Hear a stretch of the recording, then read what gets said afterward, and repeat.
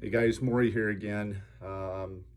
In our series of videos I'm creating, I'm kind of going through different thoughts, questions people ask me. And another one that comes up quite a bit is, should I change my classic car from stock to modded out? And definitely a hard question to answer because I'm one of those guys. I want more performance. I want the car to sound better. I want it to drive better, stop better. Every part of a car, I'm looking at how do I improve it.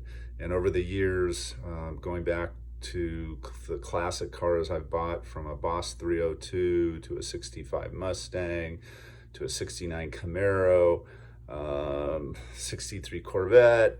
I've always tried to improve them. Sometimes I got away with it and got my money out, but I have to say most of the time, guys, it does not work that way. People want cars, especially classic cars, muscle cars. They want them to be as original as possible. We've talked about numbers matching, drive lines. That's part of the added value, originality of every part, knowing who was the owner, history. That all adds to the value. Now, the exception to the rule is when you go over the top and what's called resto mods. And that's basically taking, and my 65 Mustang is a pretty good example of a resto mod.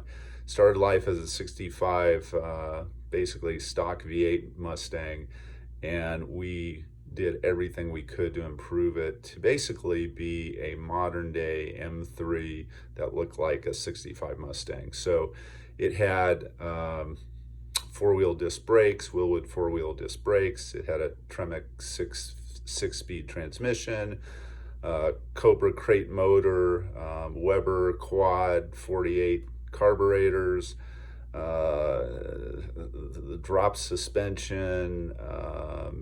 I mean, just about everything. Independent rear. It was what you definitely call a resto mod. So it looked pretty much like a 65 Mustang, but drove like, a modern day sports car. Rack and pinion steering. It was expensive to do, but I did get my money back out when I went to sell it. Perfect paint job. It basically was a full restoration that included all the performance mods. So that's kind of the exception to the rule when you do the middle part. So again, I'll go back to my Boss 302. I had a Boss 302, great car, cool, always wanted one, but it didn't drive that great. Got to be honest. It was, it sounded okay, it drove okay, braked okay. So I did, the basic. I put headers on it, did the suspension, and when I went to sell it, because it was not stock, quote unquote stock, I got dinged on it by a lot of people when I went to sell it. So that was kind of a lesson learned. I probably shouldn't have done it, but I enjoyed it. It sounded great after I did it. Drove a lot better with the suspension work. So I think, again, you got to kind of play that card. Can you bring it back to stock? How hard is it going to be? Make sure you keep all the parts. So if you take something off, put it in a box, label it, and then when you go to sell it for the next owner, you'll be able to tell them it's there.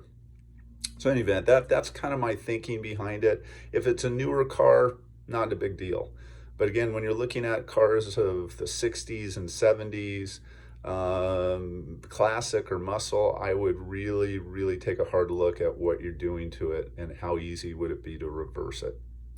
That's it. Hope you guys have a great day. Talk to you soon. Bye.